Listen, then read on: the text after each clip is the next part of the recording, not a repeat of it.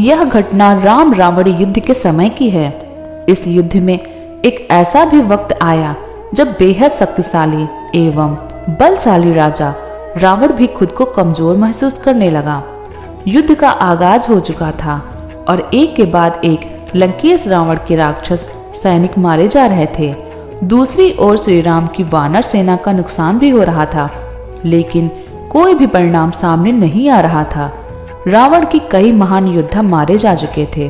अब उसे अपनी हार समीप आते हुए दिखाई दे रही थी, लेकिन तभी उसने मन ही मन अहंकार की भावना व्यक्त करते हुए सोचा, अरे मैं तो लंकेश्वर हूँ, मुझे कोई हानि कैसे पहुंचा सकता है।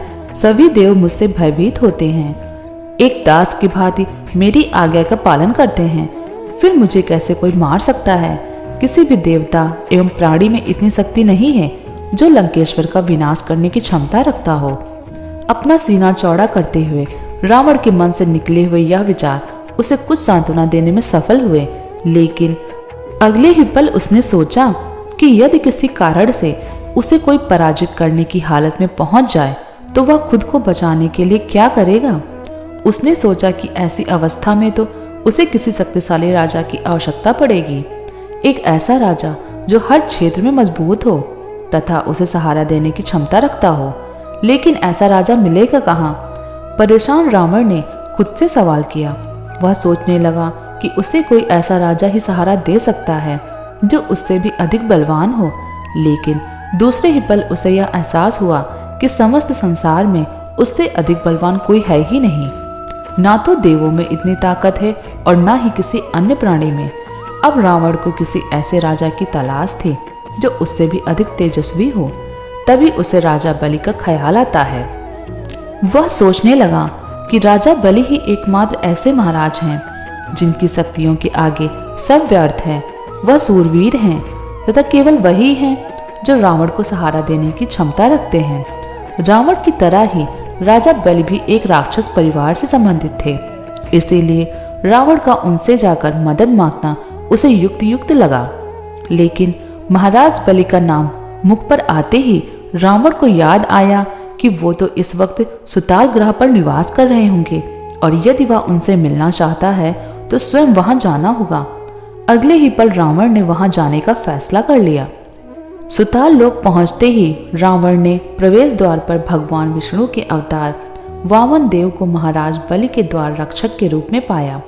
वामन देव को देख रावण समझ गया कि हो न हो वामन देव उसे भीतर जाकर महाराज बलि से मिलने जरूर देंगे, इसीलिए उसने उन्हें नजरअंदाज करते हुए अंदर दाखिल होने का प्रयास किया, लेकिन वह असफल हुआ। जैसे ही रावण ने आगे बढ़ने की कोशिश की तो वामन देव द्वारा दरवाजे के आगे गदा रखते हुए न का स्वर निकाला गया, जिसका अर्थ था कि उसे भीतर जाने की आज्ञा प्रदान नहीं की जाएगी। अब रावण समझ गया था कि वामन देव के रहते हुए वह भीतर जाने का प्रयास भी करे तो व्यर्थ जाएगा, इसलिए उसने एक सूक्ष्म रूप धारण किया जिस वजह से कोई भी उसे देख नहीं सकता था। उसने सोचा कि ऐसा करने से वह द्वार के बीचों बीच में बने छोटे से मार्ग से भीतर चला जाएगा, लेकिन रावण इस बात से अनजान था कि वह कितना भी प्रयास कर ले वामन देव की दृष्टि से नहीं बच सकता। वामन देव ने रावण के सामने उसकी सूक्ष्म अवस्था से खुद को अनजान होने का नाटक किया, जिसका फायदा उठाकर रावण करीब करीब द्वार के निकट आ गया था। तभी वामन देव का पांव रावण के ऊपर पड़ गया। रावण चिल्ला रहा था, उसे कहीं से भी सांस नहीं मिल रही थी, उसके श्वास खत्म हो रहे थे। लेकिन यहाँ पर रावण चिल्ला रहा था और किसी प्रकार से बाहर निकलना चाहता था। अब वामन देव समझ गए थे कि रावण का दंड पूरा हो चुका है, इसलिए उन्होंने रावण को छोड़ दिया और भीतर जाने दिया। भीतर पहुंचते ही रावण अपने पूर्ण स्वरूप में आ गया और बाहर जो कुछ भी हुआ उसे भुलाते हुए महाराज बलि को प्रणाम किया और बोला, महाराज की जय हो, मैं यहाँ आपके समक्ष एक निवेदन लेकर आया हूँ। रावण को देख राजा बलि कुछ चकित हुए, लेकिन फिर उससे उसके आने का कारण पूछा तो वह बोला, महाराज इस पूरे विश्व में ऐसा कोई नहीं है जो त्रिलोकेश्वर रावण की रक्षा कर सके, केवल आप ही मेरी सहायता कर सकते हैं। राजा बलि रावण की बात ध्यान से सुन ही रहे थे कि भीष्म बोले, एक बात बताओ, तुम भीतर कैसे आए? क्या तुम्हें द्वार पर वामन देव ने नहीं रोका? नहीं, वामन देव में इतना साहस कहाँ कि वो मुझे रोक सके, अहंकारी रावण ने जवाब दिया। लेकिन राजा बलि बोले, नहीं लंकेश्वर, वामन देव ने तुम्हें रोका था, लेकिन फिर तुम्हारी कराह सुनकर, दयावान होकर उसने तुम्हें भीतर आने दिया। यह सुनकर रावण अपना क्रोध रोक न सका और बोला, दया, वो भी मुझ पर महाराज? समस्त संसार में ऐसा कोई नहीं है जो मुझ जैसे सर्वोच्च देव पर दयावान होने का साहस कर सके।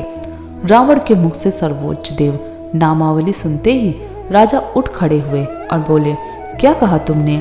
सर्वोच्च देव? किसने कहा तुमसे कि तुम सर्वोच्च देवता हो? और ऐसा कौन सा सर्वोच्च देवता है जो मुझसे मदद मांगने आया है? यदि तुम मुझसे मदद मांगने आए हो तो सर्वोच्च देवता तुम हुए या मैं? रावण अब कुछ लज्जित महसूस करने लगा, लेकिन उसने राजा बलि से अनुरोध किया कि कृपा करके वे उसकी मदद करें। तब राजा बलि ने आंखें बंद की और ध्यान लगाया।